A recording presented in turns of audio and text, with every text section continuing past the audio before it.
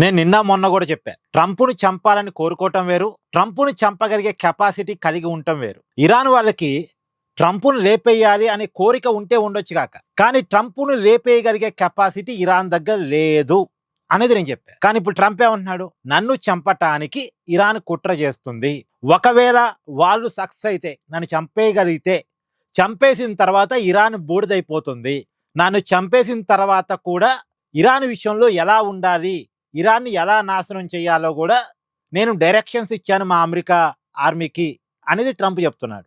ఇది కొంత విచిత్రంగా ఉందండి. ఇప్పుడు అమెరికా అధ్యక్షుడు నన్ను చంపేస్తారు, నన్ను చంపేసిన తర్వాత కూడా ఏం చేయాలనేది డైరెక్షన్ ఇచ్చానని చెప్పడం అంటే, సరే ఆయన భావోద్వేగంలో మాట్లాడుతున్నాడా, ఆవేశంలో మాట్లాడుతున్నాడా, అనాలోచితంగా మాట్లాడుతున్నాడా అర్థం కావట్లేదు. కానీ ఇది తప్పుడు స్టేట్మెంట్.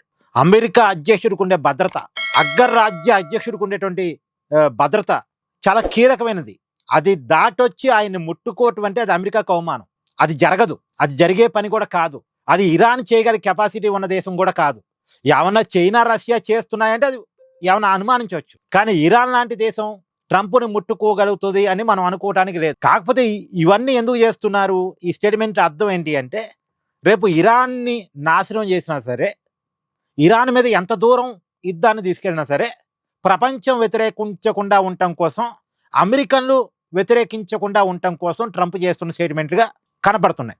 అంటే ఇప్పుడు ట్రంప్ ఇరాన్ మీద చేస్తున్న యుద్ధాన్ని అమెరికన్లు వ్యతిరేకిస్తున్నారు, ఇరాన్ మీద కొంత జాలో దయో ఏదో చూపిస్తున్నారు, ఇది కరెక్ట్ కాదు యుద్ధం అనేది. కానీ ఆ దయా జాలి అనేది లేకుండా ఇరాన్ మీద అమెరికా వాళ్ళలో కూడా విపరీతమైన కోపం తీసుకొచ్చి, ట్రంప్ చేస్తుంది కరెక్టే, మన దేశ ప్రెసిడెంట్ మీదకి వస్తున్నప్పుడు మనం ఊరుకోవాలా అని అమెరికా వాళ్ళలో కూడా ఒక భావోద్వేగాన్ని పండించటానికి ప్రయత్నాలు జరుగుతున్నాయా? అంటే ఇరాన్ మీద అమెరికా చేస్తున్న యుద్ధానికి అమెరికాల నుంచి కూడా సపోర్ట్ తీసుకోవటానికి ట్రంప్ ఆడుతున్న గేమ్ ప్లానా ఇది అనేది ఆలోచించాలి.